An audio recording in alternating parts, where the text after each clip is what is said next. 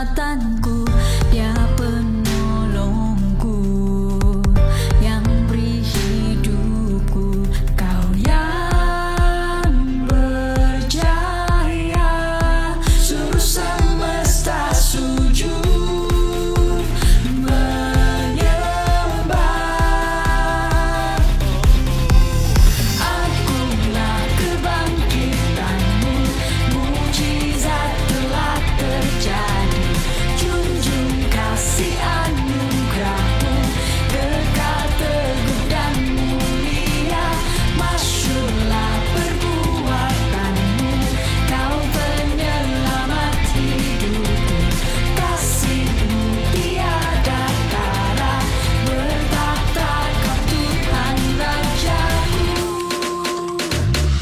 Tuhanlah kekuatanku, mazmur dan keselamatanku, Dia penolongku yang beri hidupku.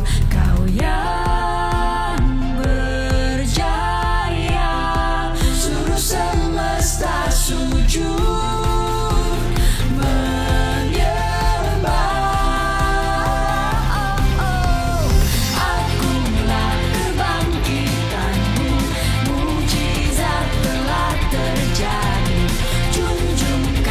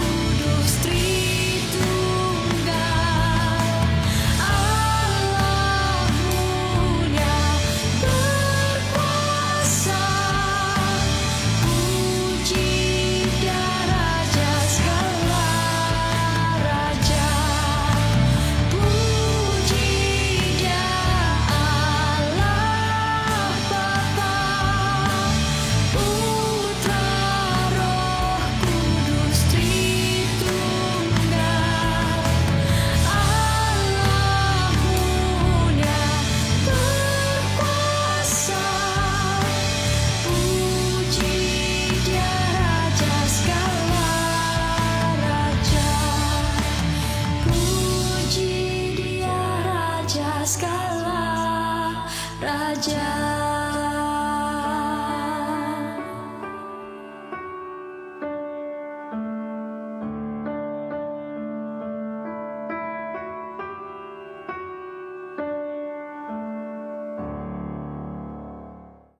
Terima kasih JC Worship untuk praise and worship yang sungguh menyenangkan hati Tuhan dan sungguh memberkati kita semua hari ini. Sebelum kita mendengar firman Tuhan, saya ingin memperkenalkan seorang hamba Tuhan yang sungguh diurapi Tuhan dan tidak asing lagi bagi Joy Home, yaitu teman baik saya dan kita semua, yaitu Pastor Eddie Chang. Bagi mereka yang baru mengenali beliau, Pastor Eddie Chang adalah founder dan selaku senior pastor di FGCC, yaitu Fresh Generation Community Church, bertempat di Bandar Sunway, Petaling Jaya, Kuala Lumpur. Joy Home, dimanapun kita saat ini, mari kita beri tepukan tangan, tanda kita menghormati hamba Tuhan yang menyampaikan firman Tuhan dan welcome mereka di Joy Home. Come on!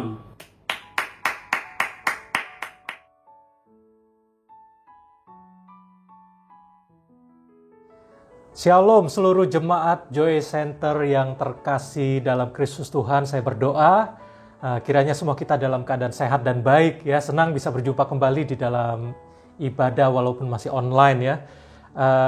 Pada kesempatan ini tentunya saya mengucapkan terima kasih kepada Pastor Freddy dan juga keluarga dan juga tim kepemimpinan yang memberikan kepercayaan dan juga kesempatan kepada saya untuk berbagi firman Tuhan pada hari ini. Dan tentunya saya sangat menghargai juga friendship yang sudah terbangun selama ini. Baik, saya diminta untuk menyampaikan tema yang sangat penting, yang sangat menarik tetapi perlu dicerna, yaitu tentang value. Dan secara spesifik saya akan menyampaikan judul atau title dari khotbah yang saya sampaikan hari ini adalah tentang greatness, tentang kebesaran sejati. Yuk mari kita tundukkan kepala, kita berdoa untuk firman Tuhan. Terima kasih Tuhan buat kesempatan yang indah kami bisa beribadah pada hari ini Tuhan. Biarlah Tuhan Kau mengurapi setiap kami, baik yang menyampaikan maupun yang mendengarkan sabda firman-Mu. Dan biarlah firman-Mu bukan sekedar memberikan informasi atau pengetahuan saja, tapi akan sungguh-sungguh mentransformasi kehidupan kami dan memberikan arah apa yang harus kami lakukan dalam hidup ini Tuhan. Kau urapi setiap suasana hati kami dan juga setiap devices, internet connection atau apapun bentuknya yang kami pergunakan. Kami serahkan ibadah dan firman Tuhan sebentar ini disampaikan. Engkau yang ambil alih dari awal hingga akhirnya. Terima kasih Bapak, ini doa kami. Kami sambut firman Tuhan dengan penuh sukacita dan ucapan syukur. Mari setiap kita yang percaya, yang siap mendengarkan firman Tuhan sama-sama katakan, amin. Puji Tuhan. What is value? Apakah yang dimaksud dengan value? Yang pertama, kalau bicara noun, ya, kata benda, adalah value itu adalah the importance atau significance, worth, or usefulness of something. Jadi value bicara tentang kata benda adalah pentingnya, signifikansi atau nilai atau kegunaan sesuatu. Nah yang kedua, value adalah bicara verb ya, kata kerja, action. Adalah sebuah to consider, to evaluate, to rate, atau to estimate ya. Bicara mempertimbangkan, mengevaluasi, menilai, memperkirakan atau memutuskan sesuatu. Jadi contoh, bicara value, apa sih value atau penilaian kita tentang pernikahan? Kalau mendengar kata pernikahan, apa value kita? Apa penilaian kita tentang makna dari pernikahan? Bagaimana penilaian kita tentang pelayanan? Apa arti pelayanan? Atau value penilaian kita tentang kejujuran, tentang honesty, tentang integrity? Atau bagaimana penilaian kita tentang uang? Bagaimana penilaian kita tentang kesehatan? Apa makna pentingnya olahraga atau exercise bagi kita?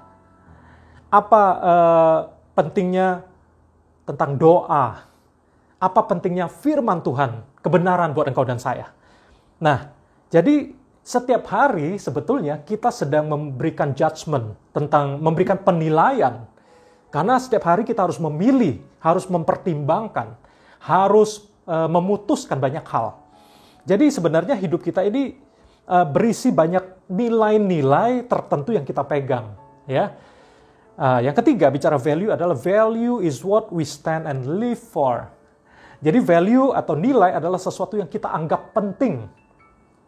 What is important? What is priority? Jadi menentukan prioritas, yang mana yang penting, yang mana kita utamakan, yang mana kita dahulukan, yang mana yang kita harus perjuangkan. Dan kita rela bayar harga karena kita anggap itu valuable, sesuatu yang penting, sesuatu yang berharga. Dan value itu tentunya sesuatu yang kita hidupi, yang kita praktekkan, menjadi budaya atau culture kita. Nah, hari ini saya mengajak kita belajar dari Injil Markus pasal 10. Nah, kita belajar nilai-nilai yang Yesus ajarkan, ya. Saya akan bacakan dari Markus pasal 10 mulai dari ayat yang ke-35. Lalu Yakobus dan Yohanes, anak-anak Zebedeus, mendekati Yesus dan berkata kepadanya, "Guru, kami harap supaya engkau kiranya mengabulkan suatu permintaan kami." Jawabnya kepada mereka, "Apa yang kamu kehendaki aku perbuat bagimu?" Lalu kata mereka, "Perkenankanlah kami duduk dalam kemuliaan-Mu kelak, yang seorang lagi di sebelah kananmu dan yang seorang di sebelah kirimu." Tetapi kata Yesus kepada mereka, "Kamu tidak tahu apa yang kamu minta. Dapatkah kamu meminum cawan yang harus kuminum dan dibaptis dengan baptisan yang harus kuterima?" Jawab mereka, "Kami dapat." Yesus berkata kepada mereka, "Memang kamu akan meminum cawan yang harus kuminum dan akan dibaptis dengan baptisan yang harus kuterima. Tetapi hal duduk di sebelah kananku atau di sebelah kiriku, aku tidak berhak memberikannya. Itu akan diberikan kepada orang-orang bagi siapa itu telah disediakan." Mendengar itu, ke-10 murid yang lain menjadi marah kepada Yakobus dan Yohanes. Jadi permintaan dan keinginan dari dua kakak adik ini, Yakobus dan Yohanes, adalah tentang mereka minta kedudukan atau posisi yang terhormat. Karena mereka berharap satu hari nanti Yesus akan menjadi raja, akan memiliki kemuliaan. Dan Yakobus dan Yohanes minta, ya, untuk menduduki satu posisi atau kedudukan yang terhormat, seorang di sebelah kanan Yesus dan seorang lagi di sebelah kiri Yesus. Nah, kemudian Yesus memberikan pengertian tadi di ayat yang kita sudah baca, ayat 38 sampai ayat 40. Yesus memberikan penjelasan dan pengertian kepada Yakobus dan Yohanes. Dan ternyata murid-murid yang lain mendengar juga penjelasan Yesus. Mari kita perhatikan di ayat yang ke-41 yang tadi kita baca. Mendengar itu, ke-10 murid yang lain menjadi marah kepada Yakobus dan Yohanes. Ya, menarik ya, ditulisnya ke-10 murid yang lain. Jadi total murid Yesus ada 12. Yakobus dan Yohanes yang mengajukan permintaan kepada Yesus. Ke-10 murid yang lain mendengar dan mereka menjadi marah karena permintaan Yakobus dan Yohanes. Dan Yesus memberikan penjelasan kepada mereka. Nah, menarik. Apa sih kata marah? Ya, mendengar itu, ke-10 murid yang lain menjadi marah. Nah, garis bawahi kata marah. Nah, saya temukan kata marah itu adalah, saya ambil dari terjemahan bahasa Inggris NIV. Berkata demikian, "When the 10 heard about this, they became indignant with James and John." Ada kata indignant, ada kata marah di sana. Jadi indignant, feeling or showing anger or annoyance at what is perceived as unfair treatment. Jadi kata indignant atau kemarahan yang ditulis di sini adalah perasaan yang menunjukkan kemarahan atau kekesalan pada apa yang dianggap sebagai perlakuan tidak adil. Nah, unfair treatment. Ini menarik. Jadi ke-10 murid yang lain mereka marah karena merasa tidak adil. Masa cuma Yakobus dan Yohanes? Mereka berani minta kepada Yesus. Memangnya cuma mereka berdua yang layak diberikan atau ketika mereka bertanya, apakah cuma 2 orang itu yang berhak duduk di sebelah kanan dan kiri Yesus ketika Yesus menyatakan kemuliaannya? Kami juga berhak dong. Jadi mereka merasa tidak fair, unfair treatment. Tidak adil, kami juga berhak. Petrus juga marah, Andreas juga merasa berhak, dan ke-10 murid itu mereka merasa berhak juga. Jadi ini menarik. Jadi sebenarnya mereka marah, ya, karena mereka merasa layak juga.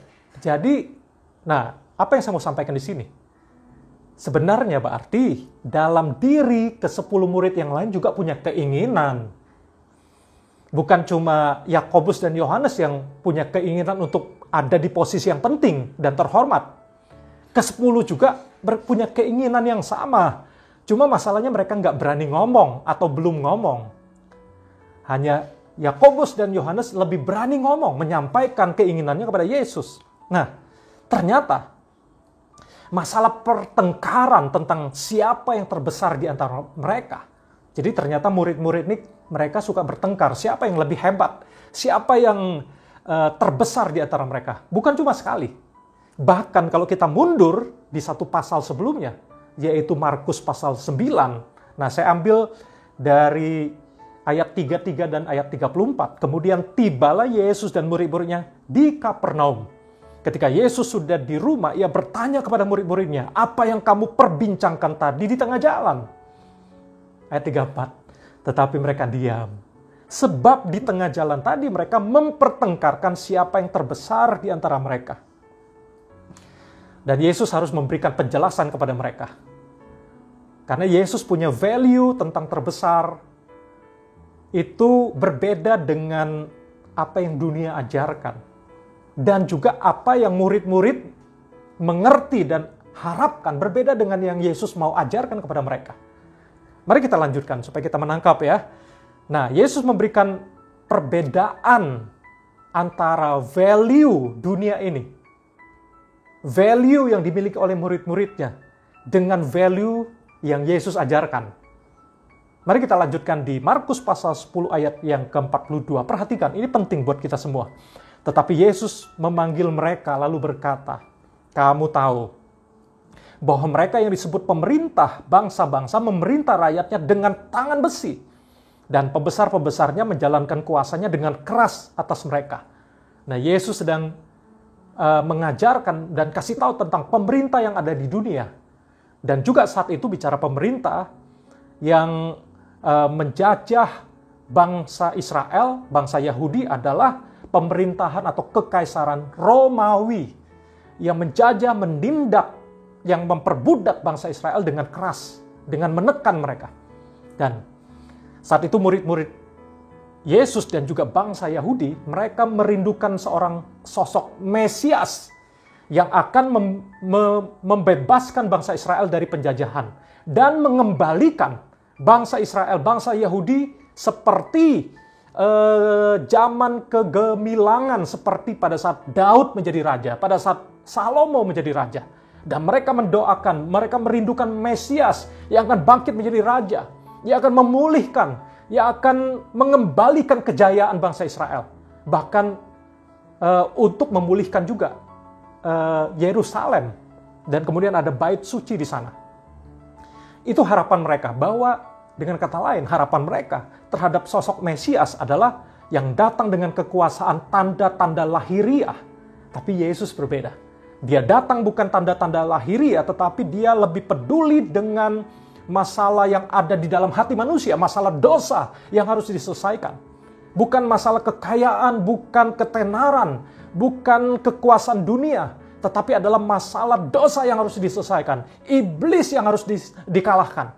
Tetapi murid-muridnya dan juga kebanyakan bangsa Yahudi, orang-orang Yahudi, mereka berpikir tentang kejayaan di dunia. Tapi Yesus lebih mementingkan hal yang kekal sifatnya.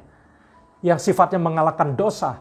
Yang dia lebih pentingkan adalah bagaimana mengalahkan iblis, bagaimana kerajaan Allah ditegakkan, pengajarannya ditegakkan, dan kehidupan kekal melalui karya Kristus di kayu salib. Itu yang menjadi fokus kehadiran dia waktu dia mengajarkan nilai-nilai kepada murid-muridnya. Perhatikan selanjutnya di ayat yang ke-43. Tidaklah demikian di antara kamu, barang siapa ingin menjadi besar di antara kamu, hendaklah ia menjadi pelayanmu. Dan barang siapa ingin menjadi terkemuka di antara kamu, hendaklah ia menjadi hamba untuk semuanya. Karena anak manusia juga datang bukan untuk dilayani, melainkan untuk melayani dan untuk memberikan nyawanya menjadi tebusan bagi banyak orang. Nah, menarik kita perhatikan ayat 43 dan ayat 44 dalam NIV berkata, "Not so with you instead, whoever wants to become great among you must be your servant, and whoever wants to be first must be slave of all." Jadi kebesaran atau greatness di mata Tuhan berbeda dengan kebesaran greatness yang dimiliki oleh dunia. Jadi besar, terkemuka dengan cara diktator, seperti penjajah Romawi pada saat itu, yang menekan, menyengsarakan, menjatuhkan, itu yang dimiliki oleh pemerintah saat itu. Tapi Yesus berbeda. Jadi, saya mau sampaikan begini. Ketika Yesus berkata, "Tidaklah demikian di antara kamu barang siapa ingin menjadi besar," di ayat yang ke-43. Ayat 44, barang siapa ingin menjadi yang terkemuka. Jadi yang saya mau sampaikan di sini adalah Yesus tidak melarang keinginan untuk menjadi besar dan terkemuka. Saya ulangi, Yesus tidak melarang keinginan untuk menjadi besar dan terkemuka. Tapi menjadi besar dan terkemuka itu bukan tujuan, tapi itu adalah buah yang dihasilkan. Jadi seperti ini gambaran, anggaplah ini ya, ini adalah pohon apel gitu ya. Jadi kebesaran terkemuka menjadi besar yang terlihat itu adalah buah yang dihasilkan. Tapi buah ini ditentukan oleh pohon dan akarnya. Jadi Yesus lebih melihat sebabnya pohon dan akarnya, fondasinya. Jadi bukan fokus kepada yang terlihat, bukan fokus kepada yang namanya besar atau terkemuka. Pelan-pelan saya ajarkan di sini ya. Mari teman-teman, Bapak Ibu Saudari, saya mau mengajak kita memperhatikan ada 4 kata di sini yang penting untuk kita catat dan kita pelajari. Kata yang menarik, yang nomor 1 adalah kata besar. 2, kata terkemuka. 3, kata pelayan. 4, kata hamba. Oke? Jadi Yesus tidak melarang untuk kita menjadi besar dan terkemuka. Nah, perhatikan kata besar ini. Kita bedah ya kata-katanya, maksudnya apa. Jadi kata besar, dalam bahasa Inggrisnya menggunakan kata great, dan dalam bahasa Yunaninya menggunakan kata mega atau megas. Jadi itu artinya skala besar, ya, ini menghasilkan angka-angka, penjualan yang besar, menghasilkan perusahaan atau organisasi yang raksasa yang besar. Atau kata besar ini besar hasilnya yang dicapai. Kata besar juga artinya hebat. Kata besar juga artinya kuat, kokoh, dan berpengaruh. Dan itu adalah Tuhan tidak melarang untuk organisasi, untuk gereja, untuk usaha kita menjadi besar, menjadi hasilnya banyak, hebat, kokoh, dan berpengaruh. Kata terkemuka adalah first atau protos, ya, dalam bahasa Yunaninya. Itu artinya di tempat pertama, artinya yang menonjol, artinya yang terpenting, paling utama. Dan Yesus tidak anti dengan hal-hal ini. Jadi Yesus tidak melarang keinginan untuk menjadi besar dan terkemuka. Jadi ketika saya katakan Yesus tidak melarang keinginan untuk menjadi besar dan terkemuka, namun perhatikan poin yang pertama. Menjadi besar dan terkemuka bertujuan supaya bisa memberikan pengaruh yang baik. Saya ulangi, menjadi besar dan terkemuka bertujuan supaya kita bisa memberikan pengaruh yang baik. Perhatikan, Matius 5 ayat 16, supaya kita mengerti apa yang saya sampaikan hari ini. Karena Tuhan mau kita menjadi orang-orang yang berpengaruh, menjadi influencer. Ya. Matius 5 ayat 16 mengatakan demikian. Demikianlah hendaknya terangmu bercahaya di depan orang, supaya mereka melihat perbuatanmu yang baik dan memuliakan Bapamu yang di sorga. Wah, ternyata Tuhan mau perbuatan kita kalos, perbuatan excellence, perbuatan yang terlihat, yang menghasilkan buah, ya, supaya kita punya pengaruh yang membawa orang memuliakan Bapa Sorgawi. Jadi tidak salah untuk menjadi besar, untuk menjadi seorang yang pertama, yang terkemuka, yang berpengaruh. Tapi tujuannya adalah nama Tuhan dipermuliakan. Ada amin, Bapak Ibu, saudari, teman-teman semua. Amin. Ya.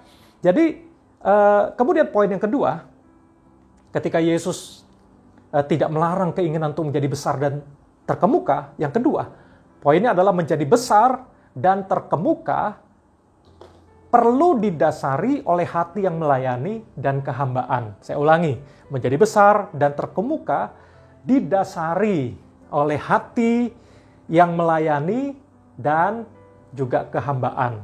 Jadi, nah teman-teman, Bapak Ibu Saudari, ini buah-buah yang terlihat, namun buah itu ingat merupakan dari hasil pohon yang baik dan akar yang baik, ya.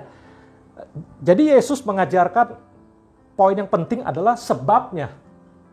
Ini buah merupakan akibatnya. Terkemuka, jadi besar, terlihat, punya pengaruh yang besar. Tapi yang Yesus mesti tanamkan buat engkau dan saya, value. Jadi bicara value itu karakter yang tidak terlihat tapi mempengaruhi hasilnya. Jadi bukankah dunia ini lebih menawarkan, lebih mendorong, ya, lebih mengangkat hal-hal yang terlihat dengan mata. Tapi Yesus melihat kedalaman hati. Tuhan Yesus melihat motivasi. Tuhan Yesus memberikan nilai-nilai yang benar, ya, supaya kehidupan kita adalah didasari oleh pohon dan akar dan fondasi yang kuat. Jangan sampai karena fokus kita menjadi besar, menjadi kaya, menjadi terkenal, tapi tidak ada dasar yang kuat, kita akan ambruk. Nama Tuhan dipermalukan. Banyak orang terluka gara-gara cara hidup kita yang salah. Dan Yesus mengajarkan sebabnya pohon dan akarnya. Makanya muncul kata berikutnya apa? Kata pelayanmu. Kata pelayan, ya. Atau dalam bahasa Inggrisnya servant atau minister. Atau dalam bahasa Yunaninya diakonos. Nah, muncul kata yang kita kenal diaken atau diakonia. Jadi tujuannya adalah kita melayani, kita bekerja, tujuannya membantu, tujuannya memberikan nilai tambah, tujuannya menolong, tujuannya mengabdi. Punya hati yang melayani, punya hati yang fokus kepada kepentingan orang banyak. Bukan kekayaan dan kebesaran itu buat aku, supaya aku terkenal, supaya aku kaya, supaya aku nyaman. Tapi saya percaya kalau Tuhan memberikan kekayaan, kuasa dan sebagainya, itu bukan tujuan, tapi itu alat untuk nama Tuhan dipermuliakan. Banyak orang dibangun, banyak orang yang tertolong. Ada amin, teman-teman. Dan kata yang keempat adalah kata hamba. Atau dalam menggunakan kata budak, ya, atau kata slave dalam bahasa Inggrisnya. Atau dalam bahasa Yunaninya doulos. Wah, kata doulos adalah budak atau hamba yang punya tugas yang begitu rendah, mengerjakan hal-hal yang banyak orang tidak mau lakukan, ya. Jadi kita adalah sebenarnya dulunya budak iblis, budak dunia. Tapi Yesus membeli kita dengan darahnya. Dia membayar hutang karena dosa, upah dosa adalah maut. Dia bayar hutang karena dosa yang pelanggaran yang kita buat. Jadi budak itu dulunya kita adalah budaknya iblis, dia bayar kita, ya. Hutangnya dilunasi, kemudian dia angkat kita menjadi anaknya. Jadi sekarang ketika kita menjadi hambanya, menjadi anaknya, kita menyerahkan hidup untuk dipakai oleh dia, ya. Kita berani mengambil tanggung jawab lebih, ya. Kita berani, kita tahu bahwa kita punya status yang mulia di mata Tuhan. Tapi kita mau pelajari hari ini. Walaupun kita status sebagai seorang anak, ya, yang sudah diangkat, diberikan kemuliaan warisan, tapi kita mau belajar dari Yesus. Tetap punya hati seorang hamba yang melayani. Nah, kita akan belajar lebih lanjut ya supaya kita mengerti hari ini. Nah, kita baca di Yohanes pasal 13 mencatat seperti ini, dikatakan bahwa menjelang hari raya Paskah ketika Yesus bersama dengan murid-muridnya dan menjelang Yesus ditangkap pada saat itu. Kita hari ini belajar dari Yesus karena Yesus ini dia tidak hanya mengajar, memberikan teori, tapi dia mengajar dengan keteladanan. Dia tunjukkan bahwa ini nilaiku, ini aku hidupi, ini yang aku ajarkan. Perhatikan Yohanes 13 ayat yang keempat. Lalu bangunlah Yesus dan menanggalkan jubahnya. Ia mengambil sehelai kain lenan dan mengikatkannya pada pinggangnya. Kemudian ia menuangkan air ke dalam sebuah basi dan mulai membasuh kaki murid-muridnya, lalu menyekanya dengan kain yang terikat pada pinggangnya itu. Jadi Yesus mengambil kain, ya, dia membasuh, dikatakan dia mengambil sehelai kain lenan dan mengikatkannya pada pinggangnya, kemudian ia menuangkan air ke dalam sebuah basi dan mulai membasuh kaki murid-muridnya lalu menyekanya dengan kain yang terikat pada pinggangnya itu. Pekerjaan mencuci kaki adalah pekerjaan seorang doulos. Jadi doulos itu adalah slave, hamba. Pekerjaan mencuci kaki adalah pekerjaan yang paling hina sebetulnya. Kenapa? Zaman itu kaki itu kotor karena mereka tidak punya kasut atau sepatu yang menutupi seluruh kaki mereka.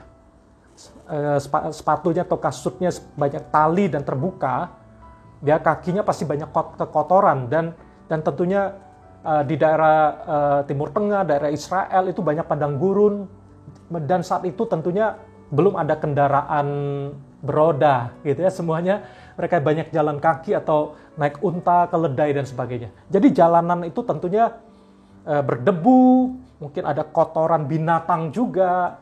Jadi kaki mereka adalah ketika berjalan itu tentunya kotor. Makanya di setiap rumah itu disediakan di depan rumah itu di depan pintu rumah disediakan basi atau baskom yang isinya air.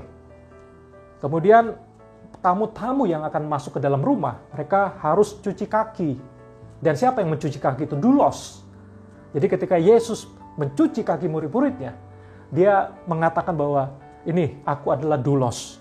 Sekalipun aku guru, aku adalah rabi yang terkenal, yang punya kuasa melakukan mujizat. Tapi aku mau memberikan contoh, aku rela. Aku mau memberikan contoh, menjadi teladan, menjadi doulos. Nah, dan bahkan saat itu Yesus sudah tahu ada seorang murid dia yang bernama Yudas yang akan mengkhianati dan menjual dia. Ternyata Yesus juga mencuci kekotoran kaki Yudas. Dia memberikan teladan, mengampuni, dia mencuci kaki seluruh murid-muridnya. Dia rela melayani. Dia menyerahkan hak dan mengambil tanggung jawab untuk membersihkan kekotoran kaki dari murid-muridnya. Dan siapa Yesus? Dia sebetulnya raja. Dia adalah King of Kings, Lord of Lords. Dia datang dari sorga. Dia raja yang turun. Tapi dia raja yang mau jadi hamba. Menurunkan dirinya, mengosongkan dirinya. Tertulis dalam Filipi pasal 2 ayat 6, Paulus menuliskan tentang teladan Yesus. Ayat 6 dan ayat 7, yang walaupun dalam rupa Allah tidak menganggap kesetaraan dengan Allah itu sebagai milik yang harus dipertahankan. Melainkan apa? Dia telah mengosongkan dirinya sendiri dan mengambil rupa seorang hamba dan menjadi sama dengan manusia. Jadi Yesus datang dari sorga, ya. Dia adalah pribadi yang adalah raja. Apa yang dia lakukan? Dia menanggalkan, ya. Dia adalah seperti raja. Dia raja yang rela menanggalkan dan melepaskan mahkotanya, jubah kemuliaannya, atribut-atribut kerajaannya. Dia lepaskan, ya. Dia menanggalkan jubahnya. Dia melepaskan mahkotanya. Dan kemudian yang dia lakukan adalah dia mengambil handuk, ya. Dia mengikatkan pada pinggangnya. Dan kemana-mana dia menjadi doulos yang rela menjadi hamba untuk melayani.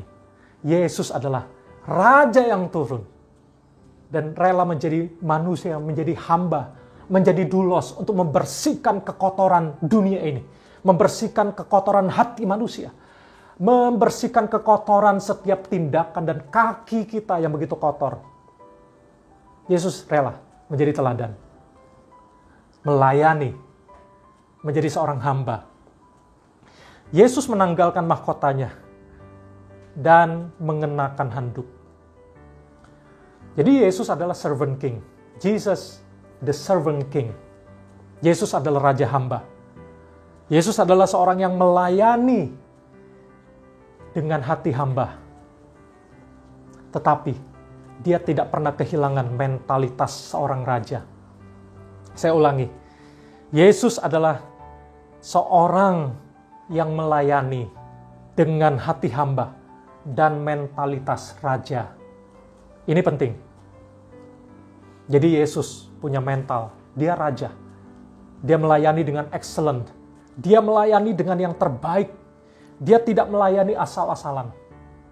Dia memberikan yang terbaik. Bukan seadanya. Bukan melayani dengan pesimis. Tapi dengan optimis. Dan Yesus melayani dengan kuasa yang diberikan kepada dia. Dia menyembuhkan orang sakit. Dia mengusir setan. Dia memberi makan kepada 5.000 orang hanya dengan 5 roti dan 2 ikan. Dia menyembuhkan orang lumpuh. Dia menyembuhkan orang buta. Bahkan dia memberikan harapan baru kepada para pelacur, kepada pemungut cukai. Orang-orang yang dianggap sebagai sampah masyarakat. Jadi, ini yang Yesus ajarkan. Yesus rela melayani, mengambil sikap hati seorang hamba, tapi mentalitas seorang raja, melayani dengan kuasa. Dia melayani dengan excellence. Jadi, Bapak Ibu Saudari, seringkali kita berkata excellence dengan humility. Ini dua karakter nilai yang sulit untuk dibicarakan. Tapi saya mau kasih tahu bahwa excellence dengan humility ini menyatu dalam diri Yesus. Dua nilai excellence dengan humility ini bukan diadu, tetapi bisa berjalan bersama dan bahkan bersatu. Karena ada orang yang berkata demikian, wah kalau saya excellence kan memberikan yang terbaik. Berarti saya nggak rendah hati dong, saya nggak humble. Siapa bilang? Itu keliru. Mungkin ada sebaliknya, ada yang berkata, kalau aku humble, rendah hati, nggak mungkin excellence dong. Kalau humble kan ya pasrah dengan apa yang ada, humble, rendah hati. Itu pasrah, melayani asal-asalan bukan rendah hati, itu rendah diri. Tapi kita adalah orang yang rendah hati di hadapan Tuhan. Kita tahu siapa kita. Bahwa Tuhan adalah pemilik, Tuhan punya kuasa, dan kita adalah pengelola. Kalau dia kasih kita talenta, kemampuan, kita mau melayani, kita memberikan yang terbaik untuk kemuliaan nama Tuhan. Itu yang Tuhan mau sampaikan, yang mau ajarkan kepada kita. Jadi, excellence dan humility bukan sesuatu yang diadu, tetapi menyatu dalam diri Yesus. Yesus, the servant king. Dia melayani dengan hati hamba, tapi dengan mentalitas seorang raja yang punya power, yang punya kuasa untuk mengubah keadaan. Bukankah Tuhan memanggil kita untuk menjadi penakluk-penakluk? Kita menjadi orang-orang yang membawa perubahan, mengubah keadaan. Jangan izinkan keadaan mengubah kita. Kita masuk area atau era pandemik hari-hari ini. Tapi kita mau punya iman seperti ini. Iman bukan menyangkali realita. Tapi iman juga tidak menyerah dengan realita. Iman bukanlah menyangkali realita yang ada. Tetapi iman juga tidak menyerah dengan realita. Ya, kita akui, kita accept realita pandemik COVID-19. Banyak berita duka, banyak berita kesedihan, kehilangan hari-hari ini. Tapi at the same time, kita tidak mau menyerah dengan realita. Kita mau tetap berjuang bersama dengan Tuhan. Dengan orang-orang yang tetap punya semangat. Untuk kita boleh melalui pandemik ini bersama dengan Tuhan. Dan kita percaya, this too shall pass. Ini juga, pandemik ini pasti akan berlalu bersama dengan Tuhan. Ada amin. Kita doakan terus untuk negara, kota dan bangsa kita. Dan Yesus adalah pribadi yang terbesar dalam sejarah. Jesus is the greatest person in history. Yesus adalah pribadi yang terbesar dalam sejarah. Filipi pasal 2 ayat 8-11 mengatakan seperti ini. Dan dalam keadaan sebagai manusia, ia telah merendahkan dirinya dan taat sampai mati. Bahkan sampai mati di kayu salib. Itulah sebabnya Allah sangat meninggikan dia dan mengaruniakan kepadanya nama di atas segala nama. Supaya dalam nama Yesus bertekuk lutut segala yang ada di langit dan yang ada di atas bumi dan yang ada di bawah bumi. Dan segala lidah mengaku Yesus Kristus adalah Tuhan bagi kemuliaan Allah Bapa. Puji Tuhan, nama Yesus, nama di atas segala nama. Dan greatness, He is the greatest person in history. Kita bersyukur. Setiap lutut bertekuk lutut di hadapan Dia. Setiap lidah mengaku Yesus adalah Tuhan dan Raja. Satu-satunya, Master, Lord. Di dalam kehidupan kau dan saya. Jadi hari ini kita belajar bahwa kebesaran sejati datang dari seorang yang melayani dengan hati hamba dan mental raja. Ini nilai yang Yesus ajarkan, yang kita mau terapkan. Kita jadi pelayan yang excellent, sekaligus humble. Kita melayani yang terbaik. Dan rendah hati, dulos, mau mengerjakan hal-hal yang orang tidak mau lakukan dengan kehambaan.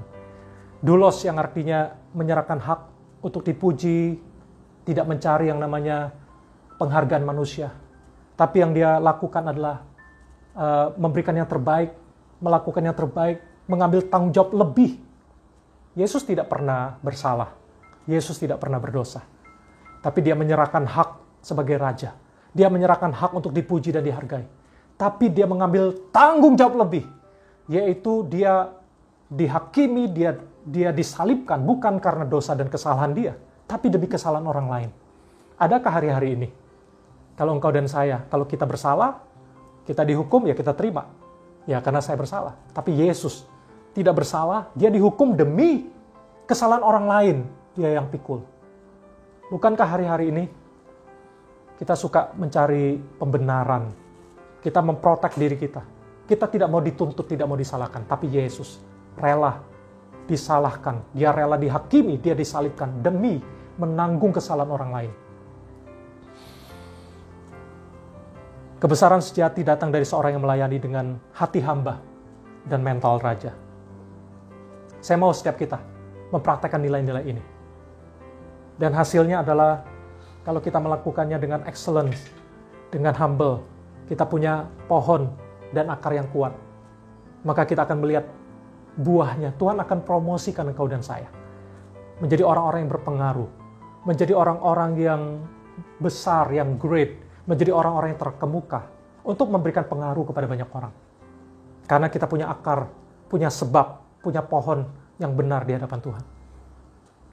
Biarlah Tuhan yang akan mempromosikan. Tuhan akan pakai engkau dan saya di keluarga jadi berkat, di gereja jadi berkat, di perusahaan di mana Tuhan tempatkan kita, dunia usaha yang Tuhan percayakan. Kita menjadi orang-orang yang besar, yang berpengaruh. Menjadi orang-orang yang terkemuka. Menjadi orang-orang yang bisa diandalkan. Tapi ingat, dengan sikap seorang hamba dan mentalitas excellence, dengan mentalitas seorang raja. Greatness comes from excellence and humility. Mari kiranya kita mengikuti teladan Yesus. Kita mengalami greatness, value excellence, dan humility. Saya berharap kita semua hari ini belajar. Dan saya yakin Tuhan akan memakai kita menjadi seorang yang berpengaruh. Dimanapun Tuhan tempatkan kita. Di keluarga, di gereja, di komunitas, di pelayanan, di pekerjaan, di marketplace, di dunia usaha, apa bentuknya. Di setiap area kehidupan, kita akan memberikan pengaruh. Kita akan dikenal sebagai orang yang punya greatness, kebesaran sejati, yang terkemuka, yang berdampak, yang berpengaruh. Tapi kita tahu, kita lakukan itu. Akhirnya untuk membawa banyak orang kepada Kristus. Dan biarlah nama Tuhan, Allah Bapa kita, dimuliakan lewat kehidupan kau dan saya. Mari kita terapkan value excellence dan humility. Dan kita akan menjadi orang yang punya kebesaran sejati di mata Tuhan, bukan di mata dunia. Dan kiranya engkau dan saya menjadi berkat dimanapun Tuhan tempatkan kita. Dan sekali lagi bahwa nama Tuhan yang dipermuliakan. Amin. Mari tundukkan kepala kita berdoa. Terima kasih Tuhan untuk firman yang disampaikan pada hari ini. Bila Tuhan di topik tentang value, tentang nilai-nilai. Sesuatu yang penting, sesuatu yang kami perjuangkan. Sesuatu yang menjadi judgment penilaian kami dalam menentukan prioritas.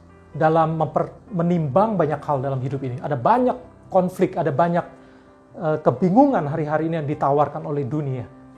Tapi biarlah kami menangkap pesan daripada Engkau. Engkau tidak pernah melarang untuk kami menjadi besar, menjadi terkemuka. Tapi Engkau tidak mau kami menjadi besar dan terkemuka karena kesombongan, karena posisi, karena mindset, karena value yang salah. Tapi Engkau mau kami menjadi besar dan berpengaruh dengan motivasi yang benar untuk kami berpengaruh, berdampak, membawa banyak orang datang kepada Engkau. Dan kami menjadi orang-orang yang berpengaruh, menjadi orang-orang yang besar, great, menjadi orang-orang yang terkemuka, karena kami menerapkan value yang Kau ajarkan, excellence dan humility. Tuhan, Kau memberkati seluruh jemaat-Mu, Joy Center ini, mulai dari tim kepemimpinan, Pastor Freddy dengan keluarga, dengan para pemimpin, para pelayan, volunteer, seluruh jemaat-Mu diberkati oleh Engkau ya Tuhan. Berkati mereka yang saat ini mengalami kesedihan, duka, kehilangan, hiburkan mereka Tuhan. Yang sedang ada masalah ekonomi, pekerjaan, berkat-Mu dicurahkan dalam hidup mereka. Terima kasih Bapak buat ibadah hari ini, dan juga ya Tuhan Engkau terus memberkati jemaat ini dengan kelimpahan, berkati yang sudah melayani dalam ibadah online ini. Berkati setiap persembahan yang sudah diberikan. Bila Tuhan hari-hari ini kami terus mendoakan hujan pertobatan dan keselamatan. Dan juga untuk pandemik ini Tuhan, segera berlalu Tuhan. Berkati rumah sakit, untuk aparat medis, tenaga dokter, dan juga vaksin yang disuntikkan Tuhan. Semuanya berfungsi dengan baik.